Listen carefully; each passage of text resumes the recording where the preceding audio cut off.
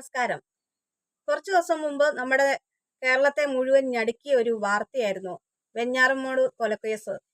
5 പേരെയാണ് 23 വയസ്സുകാരനായ അഫാന് യാതൊരു ദയയും കൂടാതെ കൊലപ്പെടുത്തിയത്. ചുറ്റിക വെച്ചാണ് അവന്റെ സ്വന്തം കുഞ്ഞനുജനെ വരെയും കൊലപ്പെടുത്തിയിരിക്കുന്നത്. അതുപോലെ തന്നെ അവനെ വിശ്വസിച്ച് അവനെ സ്നേഹിച്ച ഫർസാന എന്ന പെൺകുട്ടിയെ വരെയും അവന് വിളിച്ച് അവന്റെ സ്നേഹമാണെന്ന് കരുതി അതിൽ വീണ് ആ വന്ന പെൺകുട്ടിക്കും കൂടെ ദാരുണ്യമായ ഒരു അന്ത്യമാണ് ഉണ്ടായേക്കുന്നത്. എന്നിട്ട് ഇവനെ പോലീസ് അറസ്റ്റ് ചെയ്തു. യാതൊരു മുഖത്ത് നമ്മൾ അവനെ തെളിവെടുപ്പിനൊക്കെ കൊണ്ടുപോകുമ്പോൾ കാണാം, എല്ലാം കറക്റ്റ് മണി പോലെയാണ് അവൻ പറയുന്നത്. ഇന്നതുപോലെ ചെയ്തു എന്നൊക്കെ പറഞ്ഞ് കേൾപ്പിക്കുമ്പോൾ അവന്റെ മുഖത്ത് ഒരു വിഷമോ ഒരു കണ്ണിക്കൂടെ ഒരു കണ്ണുനീര് പോലും, സ്വന്തം അനുജനൊക്കെ മരിച്ചിട്ട് കുഞ്ഞനുജനൊക്കെ മരിച്ചിട്ട് ഒരു വിഷമം പോലും അവനെ തൊട്ട് തീണ്ടിയിട്ടില്ലെന്ന് പറയാം. അത്രയും ഒരു ക്രിമിനലാണ് അവന്. അപ്പോൾ അങ്ങനെയുള്ള ഈ ക്രിമിനലിനെ പോലീസ് ശരിക്കും തീറ്റിപ്പോറ്റുവാണ്. ഇതെന്തൊരു പോലീസാണിത്? ഇവന് ഉച്ചയ്ക്ക് ചോറ് കൊടുത്തപ്പോൾ മീൻകറി ഇല്ലേ സാറേ എന്ന്, അതുപോലെ വൈകുന്നേരം ഭക്ഷണം കൊടുത്തപ്പം അവന് പൊറോട്ടയും പൊരിച്ച കോഴിയും ഉണ്ടെങ്കിലേ അവന്റെ തൊണ്ടയിലേക്ക് ഇറങ്ങുള്ളെന്ന്, അവന്റെയൊക്കെ അണ്ണാക്കിൽ തീ കോരി ഇടുക ചെയ്യേണ്ടത്. അത്ര നീച പ്രവൃത്തിയാണ് ചെയ്തേക്കുന്നത്. അവനെ 10 മാസം നൊന്ത് പ്രസവിച്ച ഉമ്മാനെ അവൻ കൊല്ലാൻ നോക്കി. അവരുടെ എന്തോ ഒരു ഭാഗ്യത്തിന് മരിച്ചില്ല. അതുപോലെ തന്നെ തന്റെ കൂടപ്പുറപ്പിനെ എത്രയോ വയസ്സിന്റെ വ്യത്യാസം ഉണ്ടല്ലോ ഇവര് തമ്മില്. ആ കുഞ്ഞനുജനെ കയ്യിൽ പിടിച്ച് മരിക്കാൻ നേരം ഇക്കാന്നും പറഞ്ഞ് വിളിച്ച് കരഞ്ഞെന്നാണ് പറയുന്നത് ആ കുട്ടിയെ. അതൊന്നും ഓർത്ത് എടുക്കാനേ പറ്റുന്നില്ല. കാരണം ഒരു കൂടപ്പുറപ്പ്, ഒരു ചോര, ഇത്രയും കാലം അതിന്റെ കുഞ്ഞിലെ മുതലേ ആ കുട്ടി ഉണ്ടായപ്പോൾ മുതൽ ഇവൻ കണ്ടു വളർന്നതാണ് അവനെ. അങ്ങനെ താൻ എടുത്തുകൊണ്ട് നടന്ന കൈ പിടിച്ച് കൂടത്തിൽ നടത്തിക്കൊണ്ട് വരുന്ന സ്വന്തം സഹോദരനെ, കൂടപ്പുറപ്പിനെയാണ് കൊലപ്പെടുത്തിയിരിക്കുന്നത്. ചില വീടുകളിൽ കാണാം 5ഉം 10ഉം വയസ്സിന്റെ ഒക്കെ ഡിഫറൻസ് ചേട്ടൻ അനിയന്മാരൊക്കെ ഉണ്ടെങ്കിൽ അവരൊരു അപ്പന്റെ സ്ഥാനം ഏറ്റെടുത്തായിരിക്കും അനിയന്മാരെ കൊണ്ടു നടക്കുന്നത്.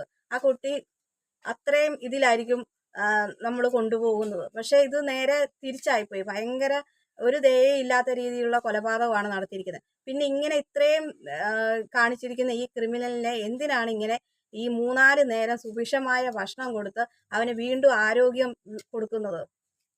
ഇവനൊക്കെ ജീവൻ നിലനിർത്താൻ വേണ്ടിയിട്ട് കുറച്ച് കഞ്ഞിയോ വല്ലതും കൊടുത്ത് അവന്റെ ജീവൻ നിലനിർത്തേണ്ട കേസ് കേട്ടേ ഉള്ളൂ. അല്ലെങ്കിൽ പിന്നെ ഇവൻ പിന്നെയും 10-12 വർഷം കഴിഞ്ഞ് പുറത്തിറങ്ങുമ്പോൾ ഇതുപോലെ തിന്നു കൊഴുത്ത് ആരോഗ്യത്തോടെ വന്നു കഴിയുമ്പോൾ 10 അല്ല 15 വരെ വേണമെങ്കിലും കൊല്ലാനുള്ള ആരോഗ്യത്തോടെ ആയിരിക്കും വരുന്നത്.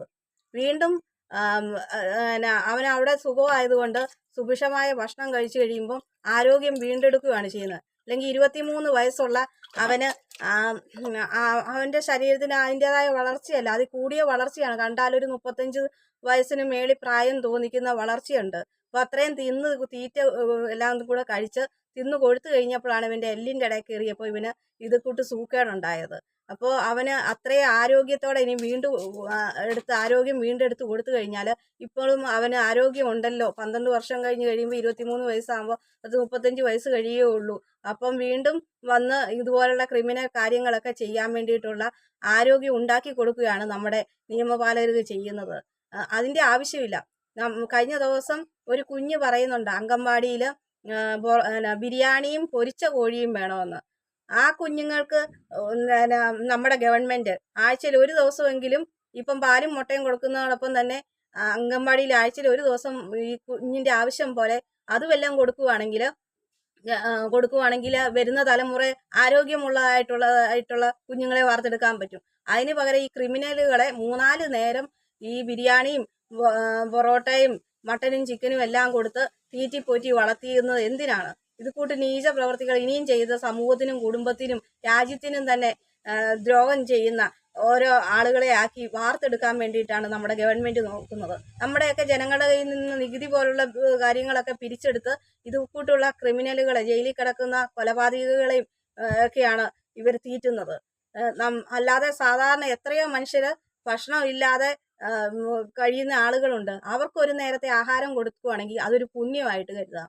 അതിനൊരു നന്ദിയെങ്കിലും കാണും. അവർക്കൊരു നേരത്തെ ആഹാരം കൊടുത്തു. ഇത് കൂട്ടുള്ള ക്രിമിനലുകളെ ആഹാരം കൊടുക്കേണ്ട യാതൊരു കാര്യവുമില്ല. അവന്റെ ജീവൻ നിലനിർത്താൻ വേണ്ടിയിട്ടുള്ള ഒരു ശകലം വറ്റി കൊടുക്കേണ്ട ആവശ്യം മാത്രമേ ഉള്ളൂ. ഇതിന് വളരെയധികം ഈ കാര്യത്തോട് നമുക്ക് ജനങ്ങൾക്ക് അംഗീകരിക്കാൻ പറ്റത്തില്ലാത്ത കാര്യങ്ങളാണ് നമ്മുടെ ഗവൺമെൻറ് ചെയ്തു കൊടുക്കുന്നത്. അതുകൊണ്ട് തന്നെയാണ് നമ്മുടെ കേരളത്തിൽ ഒരുപാട് ക്രിമിനലുകൾ വർദ്ധിച്ചു വരുന്നത്.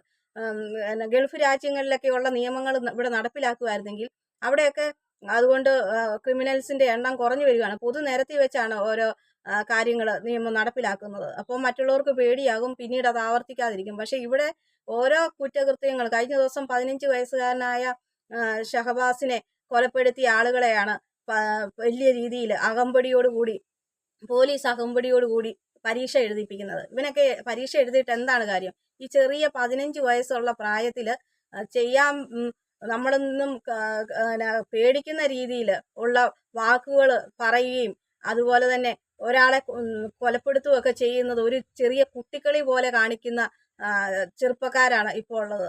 ഈ 15 വയസ്സെന്നൊക്കെ പറയുമ്പം പന്ത് കളിച്ചൊക്കെ നടക്കുന്ന ഒരു പ്രായമാണ്. അന്നേരമാണ് ഇവന്മാരെ കൊലപാതകം നടത്തുന്നത്.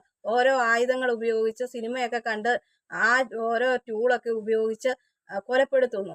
അതൊക്കെ ഒരു നിസ്സാര ഉറുമ്പിനെ കൊല്ലുന്ന പോലെയാണ് ഒരു മനുഷ്യന്റെ ജീവന് കളയുന്നത്. എന്നിട്ടും ഇത് പോലീസ് അവരെ പരീക്ഷ എഴുതിപ്പിക്കുകയാണ് ചെയ്യുന്നത്. എന്ന് പറഞ്ഞ പോലെയാണ് ഇപ്പോൾ അഫാനെ, അവന് ആവശ്യത്തിന് തണ്ടിയും തടിയുണ്ട്, ഇനിയും പിന്നെ അവന് എനർജി കൂട്ടാൻ വേണ്ടിയിട്ട് പിന്നെയും പ്രോട്ടീൻ കൊടുക്കുകയാണ്. ഇതൊക്കെ എന്ത് നടപടികളാണ്? അതുകൊണ്ട് തന്നെയാണ് ഈ നിയമമൊക്കെ മാറിയാൽ മാത്രമേ നമ്മുടെ വരും തലമുറ നന്നാവുള്ളൂ. അല്ലെങ്കിൽ വീണ്ടും ഇതുപോലെ അവിടെ സുഖമാണ്, നമുക്ക് ഇത്രയ്ക്കുള്ള ശിക്ഷയെ കിട്ടുകയുള്ളൂ ചെന്ന് കഴിഞ്ഞാലും, അത് കഴിയുമ്പോൾ നല്ല ഭക്ഷണമാണ് കിട്ടുന്നത്, പുറത്തിറങ്ങുമ്പോൾ ആരോഗ്യത്തോടെയാണ് വരുന്നത് എന്ന് ഉള്ള ചിന്തയും, ഒരു കുഴപ്പമില്ല എന്ത് ചെയ്താലും കേരളത്തിൽ എന്നൊക്കെയുള്ള ചിന്ത കാരണമാണ് ഇങ്ങനെയുള്ള ക്രിമിനലുകൾ ഉണ്ടാകുന്നത്. ഇതിനെതിരായിട്ട് ശക്തമായിട്ട് എല്ലാവരും പോരാടുക തന്നെ വേണം ചെയ്യാൻ.